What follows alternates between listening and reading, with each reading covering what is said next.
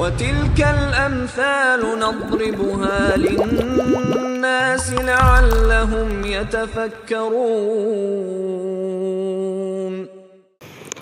بسم الله الرحمن الرحيم. السلام عليكم ورحمة الله وبركاته.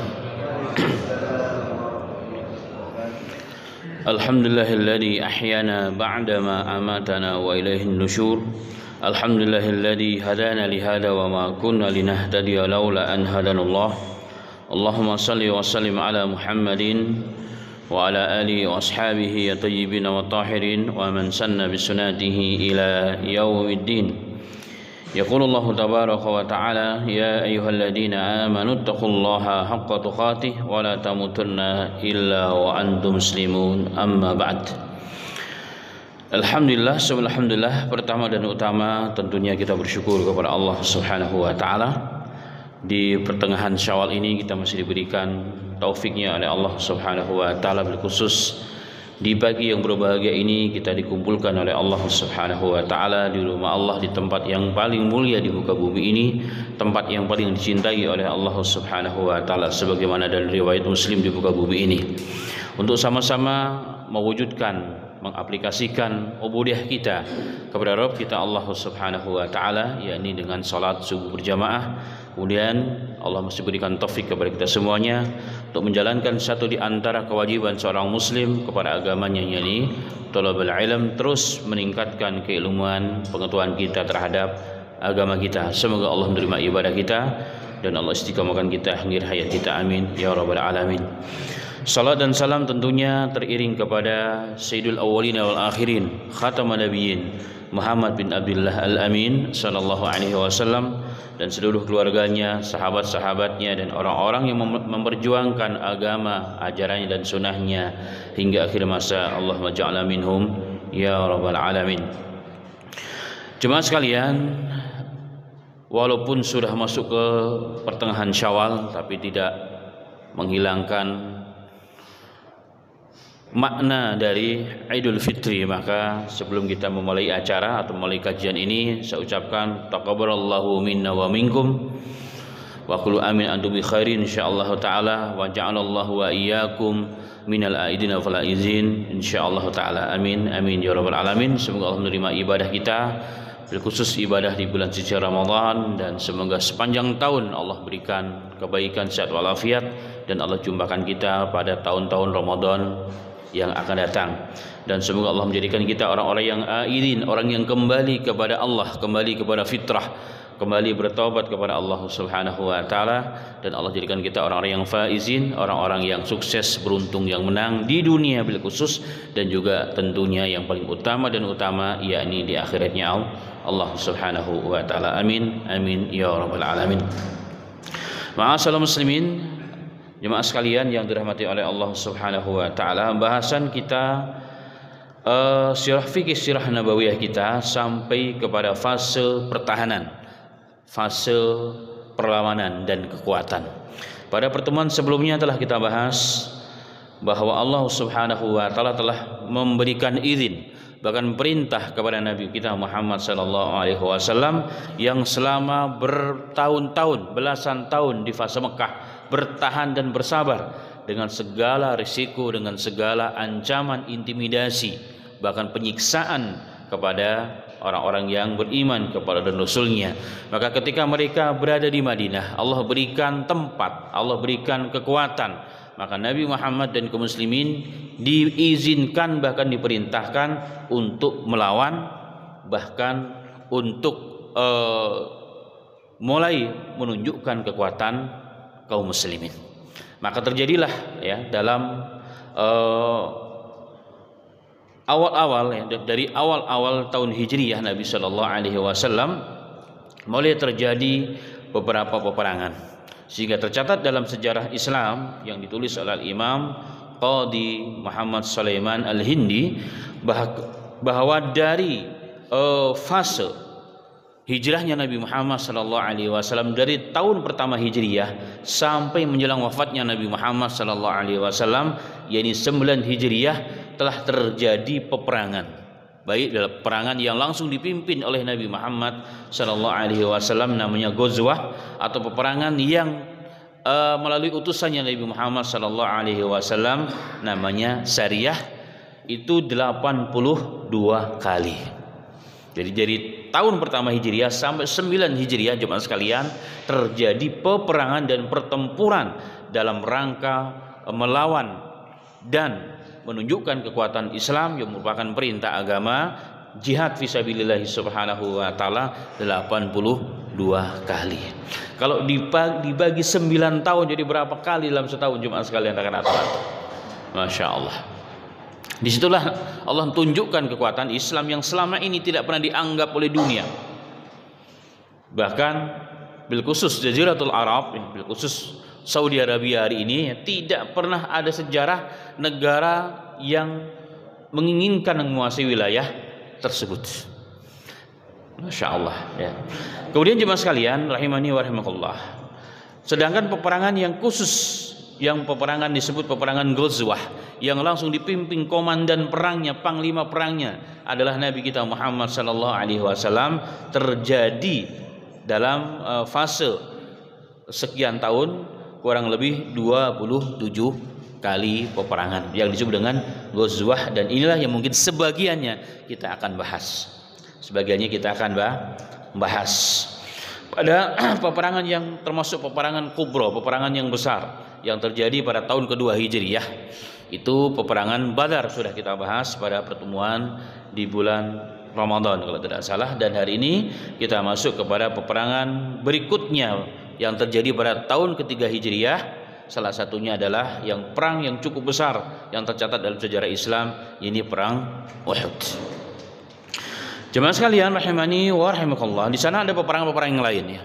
Ada peperangan-peperangan lain yang cukup besar, luar biasa, termasuk perang dengan orang-orang Yahudi, perang Bani Nadir, perang Khandaq yang disebut dengan perang Parit terjadi pada 5 Hijriyah, dengan Bani Quraidah, salah satu kabilah orang Yahudi yang paling kuat di sana pada tahun 5 Hijriyah juga. Kemudian ada peperangan Hudaybiyah, peperangan Khaybar, peperangan terakhir melawan orang-orang Yahudi pada tahun ke-7 Hijriyah. Terjadi juga Fathul Mekah, di mana Mekah kembali ke pangkuan Islam, itu terjadi pada tahun ke-8 Hijriyah. Dan peperangan yang paling besar sebelum Rasulullah meninggal dunia adalah perang Tabuk, itu terjadi pada 9 Hijriah bertepatan dengan 630 Masehi. Jemaah sekalian rahimani wa rahimakumullah, perang Uhud. Waktu perang Uhud dan tempat perang Uhud. Perang Uhud terjadi pada hari Sabtu di bulan Syawal. Pada hari Sabtu di bulan Syawal pada tahun ketiga Hijriyah. Sedangkan Uhud itu, penamaan perang Uhud diambil dari tempat terjadinya peperangan tersebut, yakni Gunung Uhud. Yang hari ini Gunung Uhud sudah dipapar sebagai bukit-bukit Uhud, dibuat jalanan, dibuat perumahan dan perkebunan dan seterusnya. Gunung Uhud, dan Gunung Uhud menjadi salah satu gunung yang terbesar, sehingga sering Nabi Muhammad memisalkan ya sesuatu yang besar itu dengan Gunung Uhud. Contoh, dalam hadis Nabi Muhammad SAW pernah mengatakan, barang siapa yang mengikuti sholat jenazah kemudian menghantarkannya sampai ke makam, artinya jenazah tersebut dimakamkan dan pulang, maka baginya mendapat 2 qirat, pahalanya 2 qirat. Ditanya, qirat itu apa ya Rasulullah? Bagaimana besarnya qirat? Qirat itu sama dengan Gunung Uhud, bahkan lebih besar dari Gunung Uhud. Jadi Gunung Uhud itu adalah gunung yang besar, sehingga Nabi Muhammad sering memisalkan sesuatu yang besar dengan Gunung Uhud. Dan Gunung Uhud faham terhadap Rasul. Gunung Uhud tidak berakal jemaah, tidak berasa, tapi Gunung Uhud dalam hadis yang sahih mencintai Allah dan sahabat-sahabat Nabi Muhammad sallallahu alaihi wasallam. Itu Gunung Uhud, Masya Allah. Jemaah sekalian rahimani wa rahimakumullah, Gunung Uhud itu terletak di sekitar Madinah. Dari pusat kota Madinah atau Masjid An-Nabawi kurang lebih 45 sampai 6 km. Makanya biasanya orang yang haji dan umrah selalunya salah satunya program ziarahnya adalah ke wilayah Gunung Uhud. Di sana kita ketemukan salah satu kuburan yang nanti akan sedikit kita singgung, keguguran paman Nabi Muhammad SAW yang disebut dengan asadullah asadu rasulihi, singa Allah dan singa Rasulnya, yaitu Hamzah bin Abdul Muthalib radhiyallahu anhu. Sedangkan dari kota Mekah jaraknya sangat jauh, ya, kurang lebih 450-an kilometer dari Mekah, karena dia lebih dekat ke Madinah. Itu terkait dengan waktu dan tempat peristiwa perang Uhud. Kemudian yang menjadi latar belakang peperangan ini sesungguhnya apa? Terjadi peperangan yang dahsyat luar biasa. Peperangan Uhud ini sesungguhnya adalah perang balas dendam. Dari siapa? Dari kalangan orang-orang musyrikin Mekah. Karena pada tahun kedua banyak tokoh-tokoh dari kalangan musyrikin Mekah, bahkan 70 orang terbunuh, 70 orang menjadi tawanan. Itu mereka sakit hati. Kenapa sakit hati? Kelompok yang dianggap minoritas, kelompok yang dianggap bukan apa-apa, ternyata mampu mengalahkan kekuatan yang begitu besar. Hanya 315, dalam riwayat 317, mampu mengalahkan 1000 pasukan dengan perlengkapan yang lengkap di zaman itu. Ini membuat sakit hati orang-orang Quraisy. Dan ini kemudian menjadi disebut dengan perang Badar, disebut dengan Al-Furqan, pembeda antara hak dengan kebatilan. Tetapi dalam hati para tokoh-tokoh Quraisy ada dendam kusumat yang luar biasa. Sehingga jemaah sekalian rahimani wa rahimakumullah, Abu Sufyan setelah pulang saja membawa kafilah dagangnya dari Syam, membawa uang yang cukup banyak, ya, keuntungan yang cukup besar, maka dikumpulkanlah seluruh tokoh-tokoh Quraisy. Dan mereka mengatakan, apakah kalian tidak ingin membalas sakit hati kalian kepada Muhammad dan kaum muslimin, di mana saudara kalian, tokoh-tokoh kalian, bapak-bapak kalian, paman-paman kalian, saudara-saudara kalian telah dibunuh dengan kejam oleh Muhammad dan sahabat-sahabatnya, dikompori oleh Abu Sufyan. Memang orang yang hebat, orang yang cerdas, ya, sebelum dan sudah masuk Islam, dan memang pemimpin. Jadi jiwa leadernya itu nampak sekali dalam dirinya. Dia seorang orator juga. Maka kata-kata Abu Sufyan ini sangat berpengaruh, menghunjam dalam hati sanubari paling dalam orang-orang Quraisy, bil khusus tokoh-tokohnya, sehingga dapat dikumpulkan, ya, dari pernyataan Abu Sufyan tersebut 1000 ekor unta sebagai bekal persiapan armada perang dan 50.000 dinar.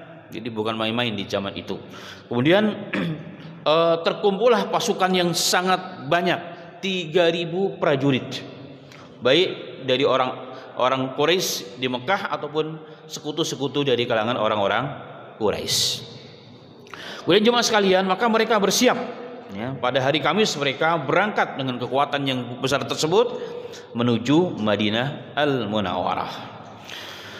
Dan hal ini diketahui oleh pamannya Nabi Muhammad, Al-Abbas bin Abdul Muthalib, paman atau saudara dari bapaknya Nabi Muhammad, Abdullah bin Abdul Muthalib, yang sesungguhnya dia simpatisan, dia sudah cinta dan sudah Allah berikan hidayah kepada pamannya, ini Al-Abbas radhiyallahu anhu. Maka beliau secara diam-diam menulis surat kepada Nabi Muhammad SAW, memberikan informasi lengkap tentang rencana orang-orang Quraisy ingin membawa pasukan menghanguskan Madinah. Dikirimlah surat tersebut dengan kurir, ya, dari kabilah Bani Ghifar. Maka dengan cepat sampailah berita tersebut kepada Nabi Muhammad SAW. Kemudian surat tersebut diserahkan kepada Nabi Muhammad. Nabi Muhammad memerintahkan Ubay bin Ka'ab, salah satu kibar dari sahabat, untuk membacakan surat tersebut dan kemudian dirahasiakan oleh Nabi Muhammad SAW. Dan ini juga kemudian menjadi hikmah dalam strategi peperangan. Kemudian Nabi Muhammad SAW memanggil para sahabat-sahabat yang besar. Kemudian mereka mengajak musyawarah.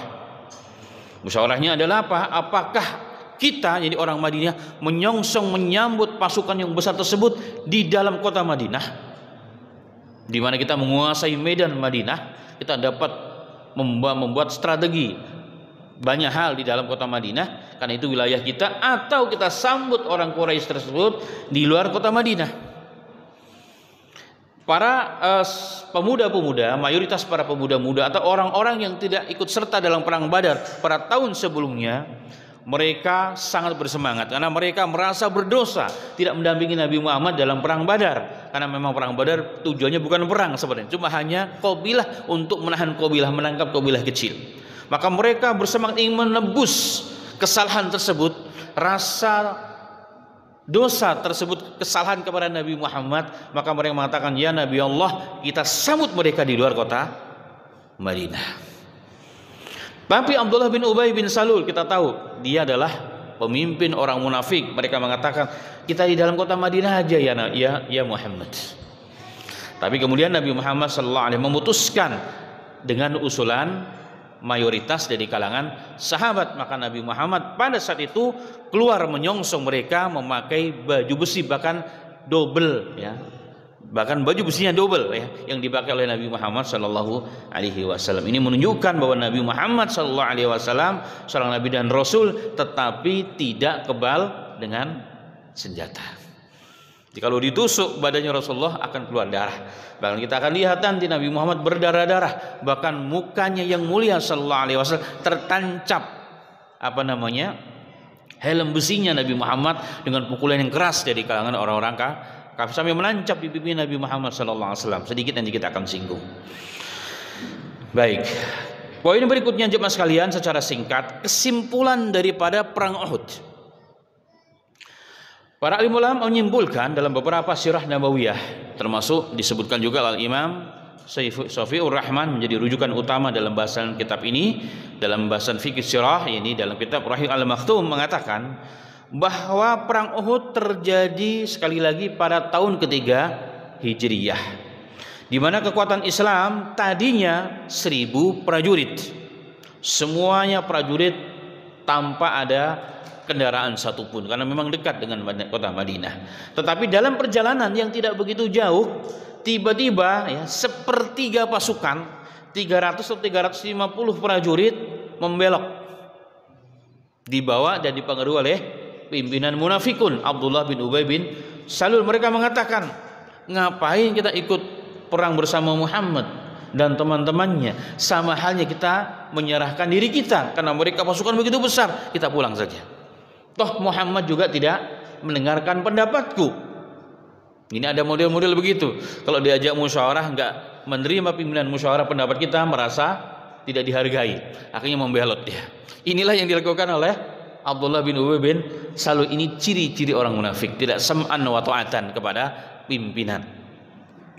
Sedangkan kekuatan musuh jemaah sekalian 3000 prajurit, 2800 berjalan kaki, kemudian 200 orang ya, atau 200 orang ya, sebagai pasukan kavaleri ya, pasukan berkuda.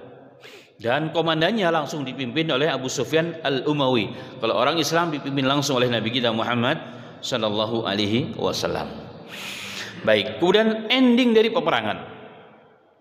Peperangan Uhud jemaah sekalian, awalnya sesungguhnya dimenangkan oleh kaum muslimin. Kaum muslimin dapat memukul telak mereka, tunggang langgang, kocar kacir pasukan musuh. Bahkan mereka meninggalkan semua apa yang mereka bawa di gonimah tersebut.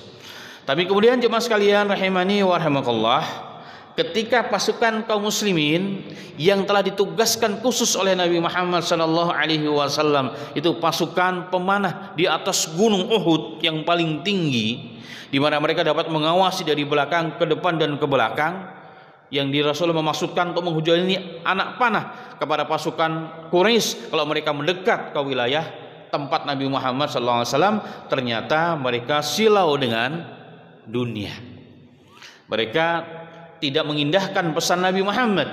Padahal Nabi Muhammad mengatakan, jangan kalian tinggalkan tempat ini apapun yang terjadi, baik kalian kita menang atau kalian melihat kami kalah. Jangan tinggalkan tempat ini sama sekali sebelum ada perintah dari Nabi Muhammad Sallallahu Alaihi Wasallam. Tapi ternyata setan dalam hal ini pun ikut muncul dalam beberapa riwayat, memberikan iming-iming. Hei orang Islam, mereka sudah kalah. Tuh lihat, ghanimahnya begitu banyak, ambil. Sayang kalau tidak diambil, nanti diambil orang lain.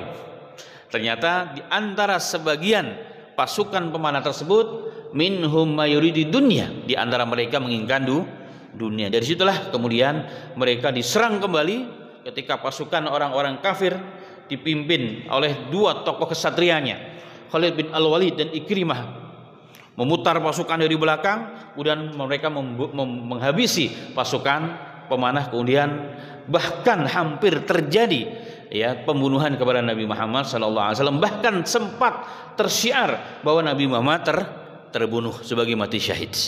Ini akibat apa? Akibat pasukan pemanah tidak mendengarkan perintah Nabi Muhammad, mendahulukan kecintaan mereka kepada dunia. Kemudian jemaah sekalian, setelah itu orang-orang Islam kembali bersatu dengan sosok Nabi Muhammad tampil sebagai seorang kesatria, sebagai pahlawan utama. Masya Allah, kesatria di medan perang yang pertama mampu mengumpulkan kekuatan kembali kaum muslimin dan dapat memukul telak kembali orang-orang kafir. Orang Islam dalam hal ini tertimpa musibah yang cukup besar.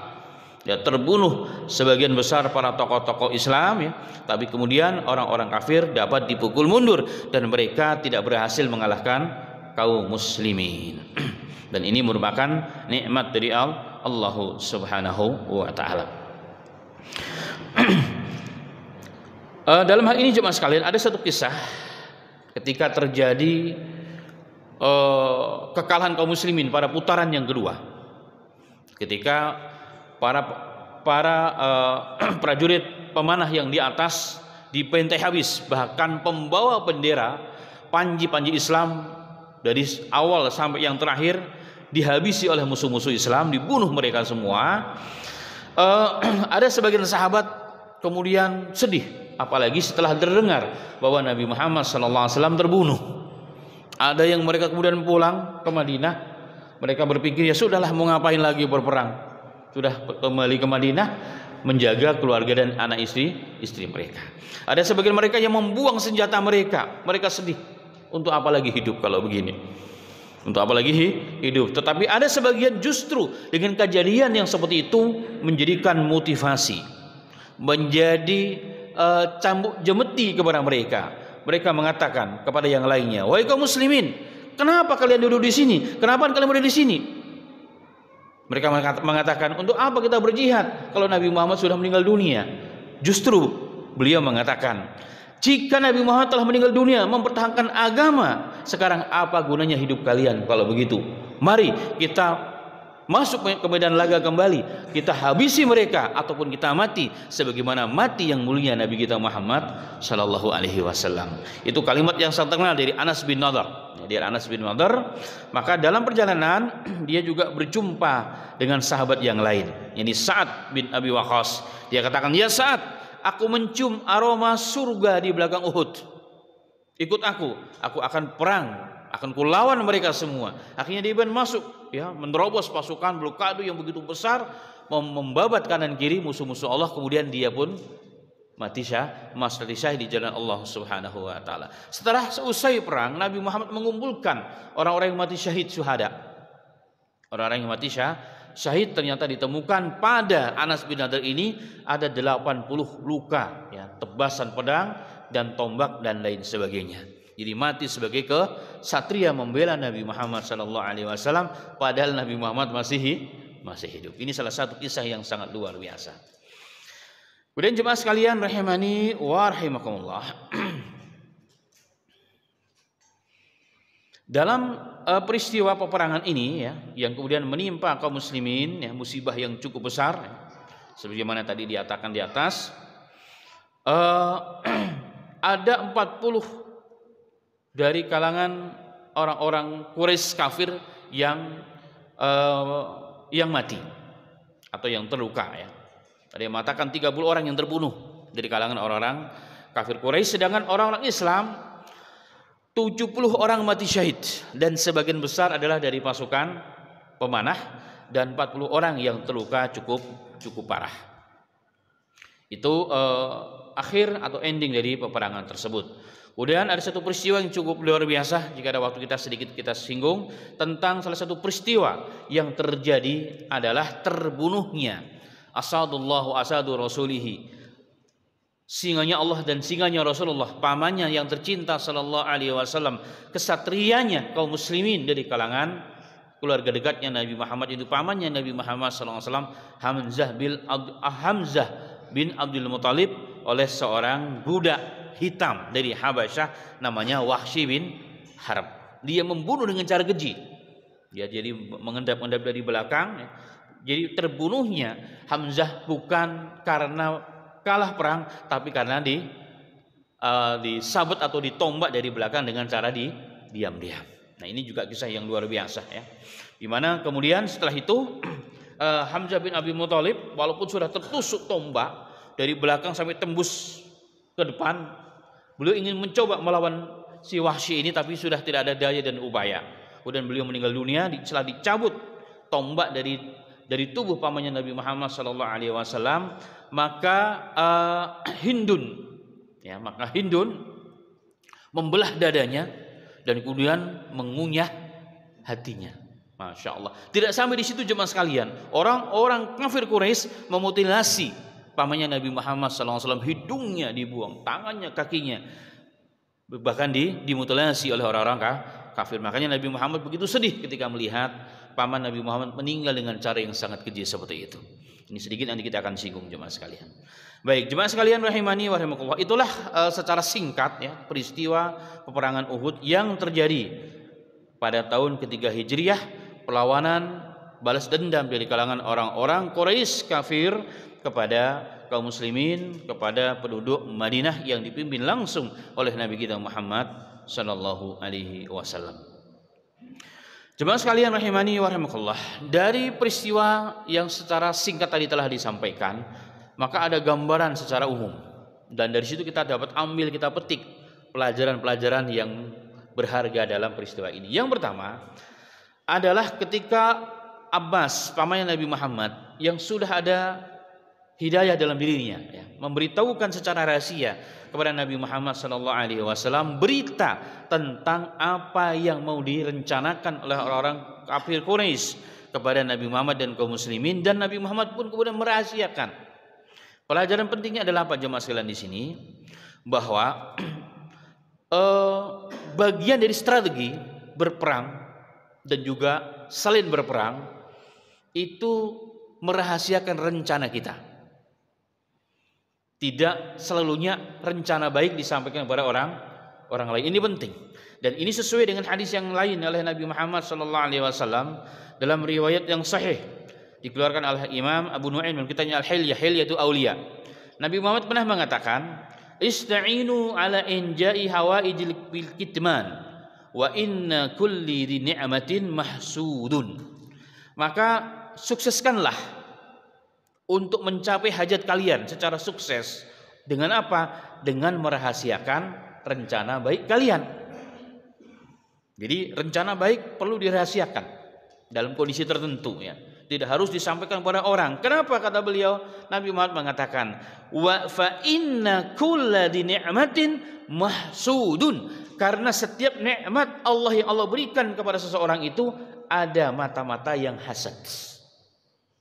Ada mata-mata yang hasad. Nah, ini penting jemaah sekalian. Bayangkan apa jadinya kalau seandainya berita dari Abbas kepada Nabi Muhammad SAW disampaikan secara umum kepada kaum muslimin, banyak orang-orang Islam yang akan tidak ikut perang.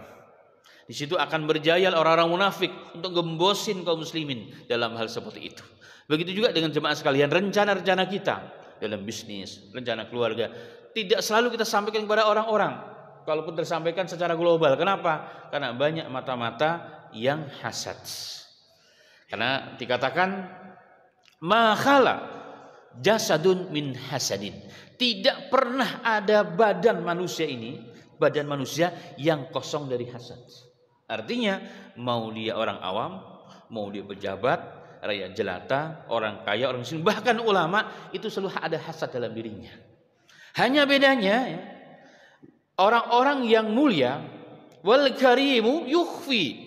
Orang-orang yang mulia ketika muncul hasad dalam dirinya, karena selalunya jemaah sekalian, ketika kita melihat tetangga kita, kok tiba-tiba mobilnya ganti nih? Kok tiba-tiba rumahnya direnovasi nih? Padahal baru setahun di rumah ini, di komplek ini. Manusia pasti ada rasa hasad.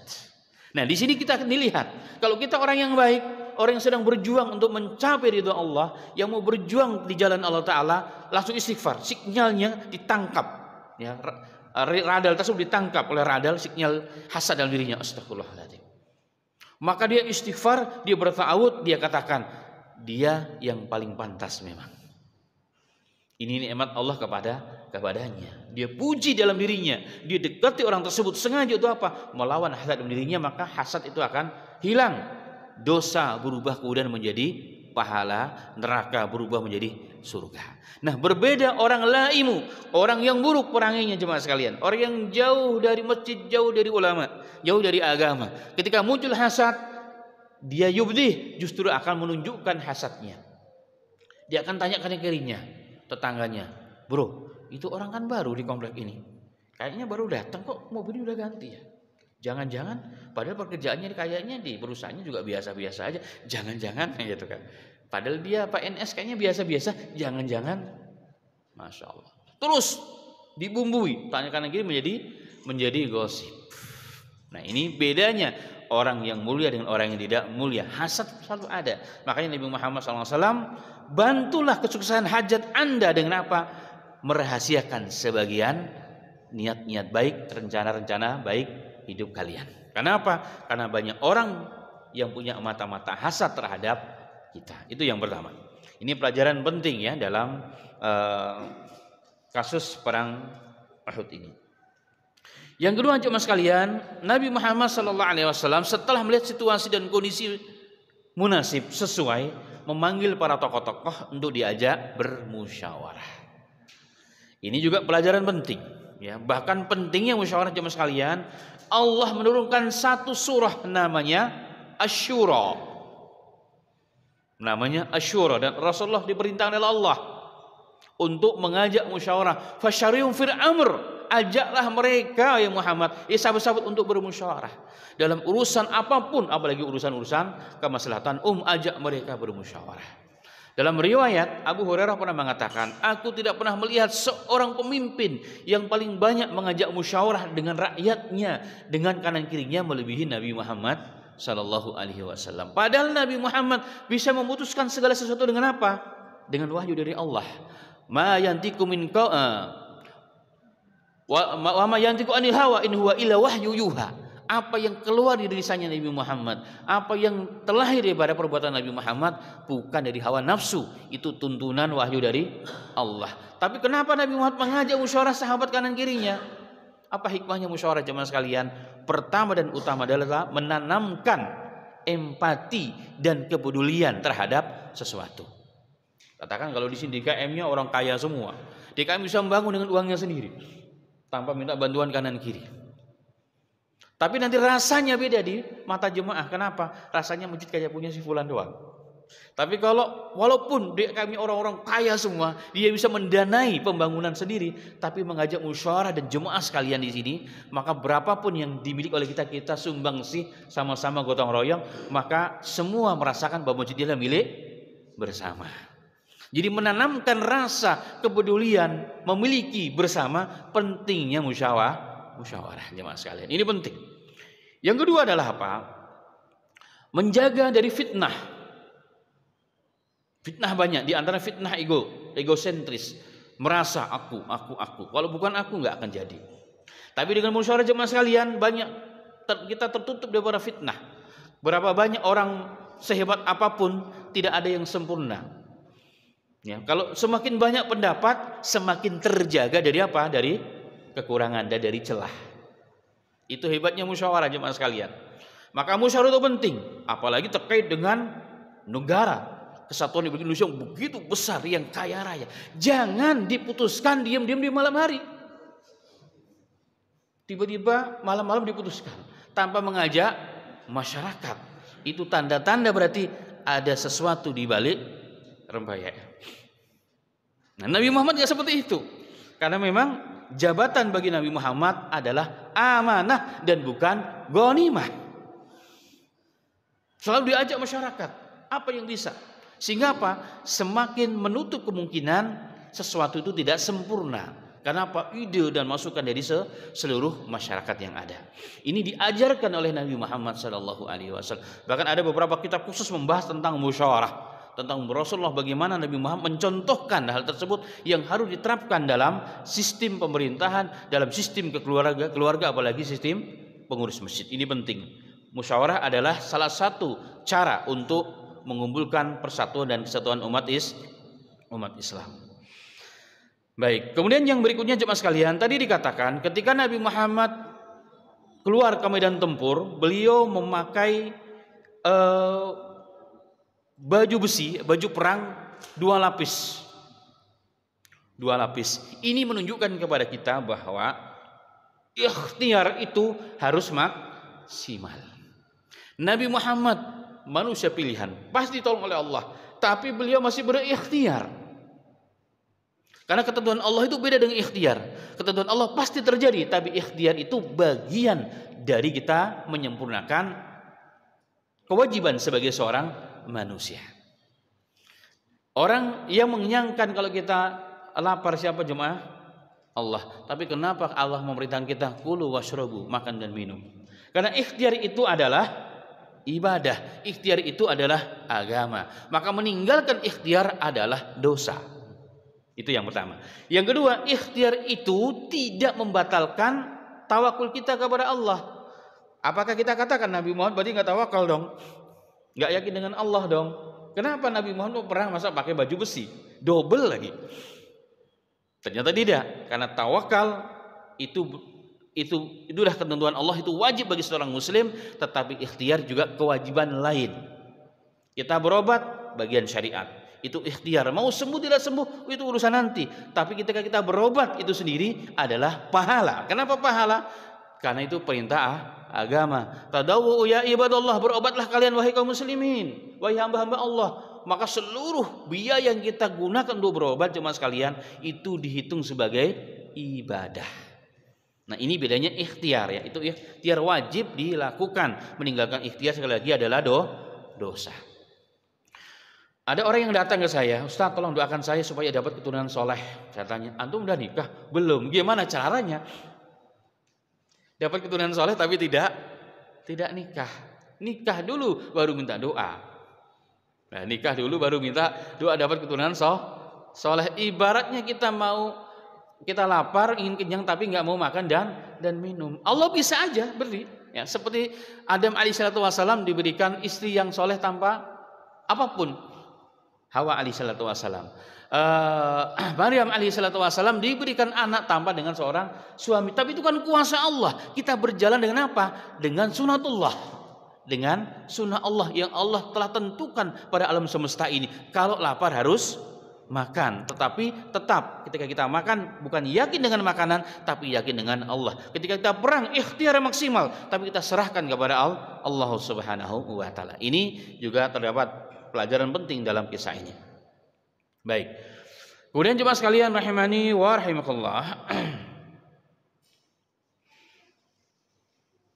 Pelajaran berikutnya adalah tadi dibahas ya pada ulasan singkat tentang kekalahan kaum muslimin. Tentang kekalahan kaum muslimin di mana awalnya putaran pertama menang, putaran kedua kalah, bahkan terjadi banyak korban, 70 orang mati syahid, 40 luka parah, dan mereka cuma 30 orang yang mati. Kenapa ini terjadi jemaah sekalian? Ini pelajaran dari Allah Subhanahu wa taala. Kenapa? Karena kaum muslimin, bil khusus pasukan pemanah, dia tidak mau taat dengan perintah Rasul sallallahu alaihi wasallam. Kenapa tidak taat? Karena dalam diri mereka ada keinginan dunia, ada cinta dunia. Dan ini berbahaya jemaah sekalian. Dan itu juga menunjukkan bahwa setiap perjuangan ada orang-orang yang mencari tujuan yang berbeda dengan kita.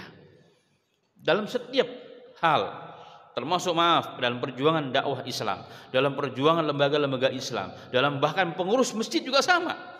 Ada yang lillahi ta'ala, semua dikorbankan segala kemampuan, daya upaya apa yang dia bisa, sampai pensiun pun diberikan untuk masjid. Tapi ada pengurus masjid yang sengaja mencari celah untuk mencari apa yang diinginkan ini dunia. Semua adalah dunia. Dan itu selalu ada. Ini kemudian yang akan menghancurkan kemenangan Islam, menghambat kemenangan Islam Dan ini justru akan merusak dari dalam. Ibaratnya seperti menggunting dalam lipatan, menusuk dari belakang. Muncul orang-orang yang tidak baik. Dan ini berbahaya jemaah sekalian, dan ini berbahaya. Dan ini telah disebutkan dengan jelas oleh Allah Ta'ala dalam surat Ali Imran ayat 152 ya. Nanti silahkan dicek kembali tafsirnya dengan lengkap. Yang intinya tadi sudah kita sampaikan. Karenanya jemaah sekalian, Nabi Muhammad SAW pernah mengatakan, "Fa wallahi mal faqra ahsa 'alaikum walakini ahsa an tubsata 'alaikumud dunya." Demi Allah, kata beliau, aku tidak takut sahabat-sahabat kalian kaum muslimin tertimpa kefakiran, kemiskinan. Kalian sudah kita lihat tahan uji. Tapi yang aku takutkan adalah apa? Jika kalian dibentangkan dunia oleh Allah, itu yang aku takut. Kalian akan berebut sebagaimana orang-orang dahulu berebut, mereka hancur, kalian pun akan binasa. Jadi dunia jemaah sekalian yang menghancurkan segala hal. Kita lihat hari ini jemaah sekalian. Pembangkangan terjadi, kemunafikan terjadi, pengkhianatan terjadi, su'ul khatimah terjadi. Sebabnya adalah apa? Cinta dunia. Mengutamakan kehidupan dunia daripada akhirat. Bahkan seorang tokoh yang luar biasa menjadi panutan suatu negara ya bagi kaum muslimin, tiba-tiba menjadi buruk peranginya di akhir hayatnya. Kenapa? Karena cinta dunia. Apalagi hidup di akhir zaman, tawaran menjadi buzzer. Setengah tahun aja 6 sampai 8 miliar. Siapa yang tidak tergoda? Enggak menjadi hijau mata kita jemaah sekalian. Hidup di era yang susah ekonomi begini, ditawarkan, Anda kerja dengan kami 6 bulan doang, 6 sampai 8 miliar. Belum tentu kita dapat itu seumur hidup jemaah sekalian. Ini Masya Allah gampang. Cuma jadi buzzer doang. Ini tawaran yang kemudian apa? Menghancurkan nilai-nilai agama, akidah. Bukan hanya orang awam, bahkan yang dikatakan sebagai panutan bagi umat Islam. Tokoh jemaah sekalian hancur lebur, Masya Allah. Rela lisannya menyakiti umat Islam jemaah sekalian. Rela lisannya menyakiti para pejuang-pejuang Islam, Masya Allah. Sedih jemaah sekalian. Ini fenomena yang terjadi. Ternyata ini sudah terjadi zaman Nabi Muhammad. Makanya dikatakan sejarah itu berulang. Watilkal ayyam nudawiluha. Itu hari-hari yang diputar, itulah sejarah diputar oleh Allah. Hanya pelakunya yang berbeda. Ini semua ada dapat kita ambil hikmah dari pelajaran sebab kekalahan kaum muslimin dalam perang Uhud. Baik. Sebenarnya masih banyak jemaah sekalian hikmah-hikmah dan pelajaran, tetapi mungkin kita ambil yang terakhir. Yang terakhir adalah hikmah dari terbunuhnya atau peristiwa dari terbunuhnya paman Nabi Muhammad SAW oleh seseorang namanya Wahsy bin Harb. Dia budak, ya, budak dari seorang pemuka kafir Quraisy namanya Jubair bin Mut'im. Pamannya ya, itu terbunuh dalam perang Badar, dibunuh oleh Hamzah.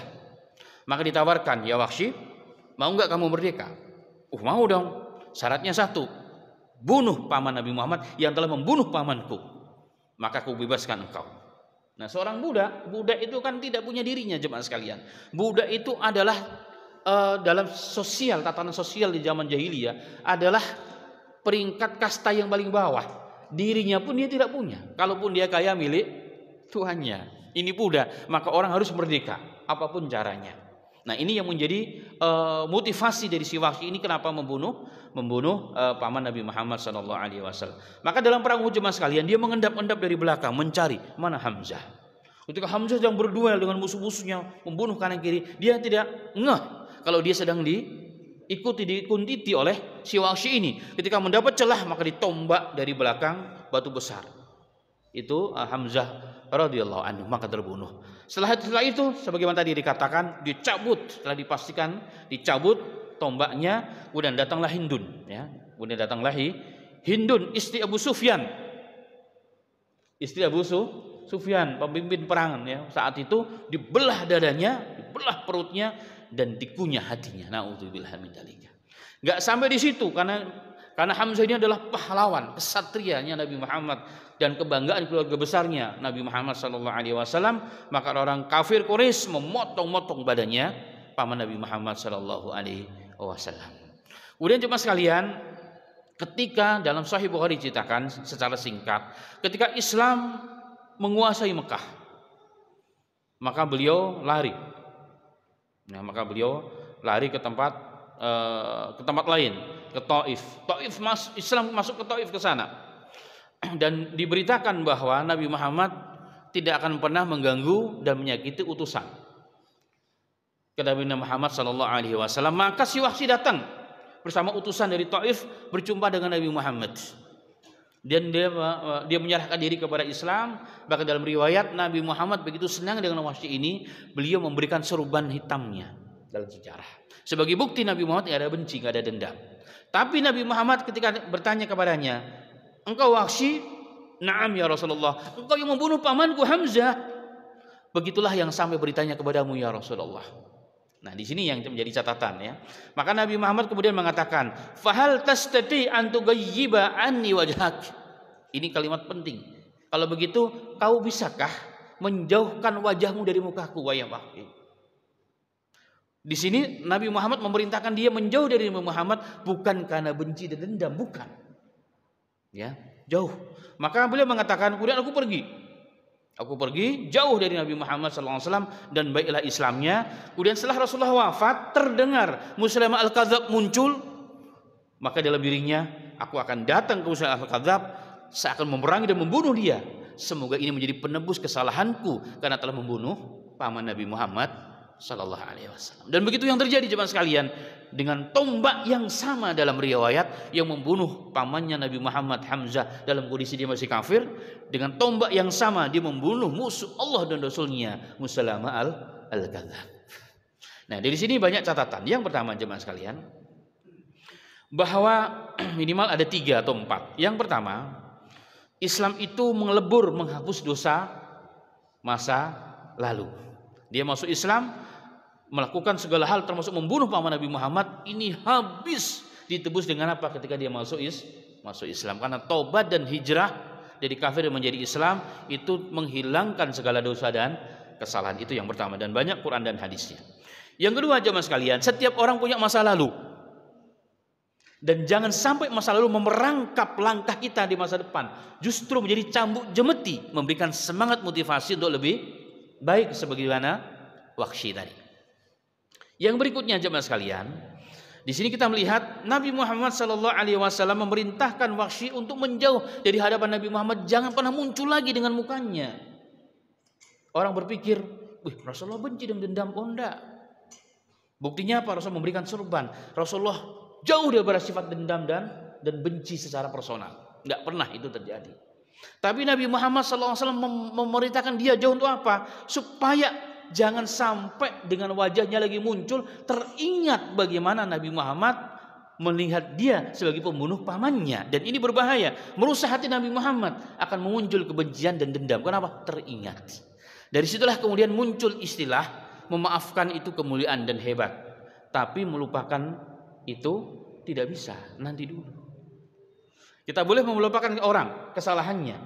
Ya, kita boleh memaafkan kesalahan orang, harus dong seorang muslim, apalagi seorang tokoh. Tapi melupakan apa yang dilakukan kepada kita, mengkhianati kita, itu yang tidak bisa. Maka banyak ya orang-orang yang mengkhianati kita, lebih baik sudahlah antum pergi aja lah balik kampung. Antum balik kampung. Bukan saya benci kepada anda, apalagi murid saya kan. Tapi anda telah berkhianat, sudah saya maafkan. Tapi jangan di sini, antum pergi aja. Karena ketika kita melihat dia, kita lihat bagaimana perilaku dia menusuk kita dari belakang, menggunting dalam lipatan. Lebih baik jauh supaya apa? Sama-sama ikhlas, hati kita terjaga daripada sifat dendam dan benci kepada orang yang berlebihan. Dan ini dicontohkan oleh Nabi Muhammad sallallahu alaihi wasallam. Terakhir, konsekuensi dari para bertobat hendaknya seperti Wahsy. Jadi kalau kita berbuat kesalahan, apalagi kepada manusia, kepada Allah gampang, kepada manusia nggak cukup maafin saya dong, sorry bang, sorry ya bro.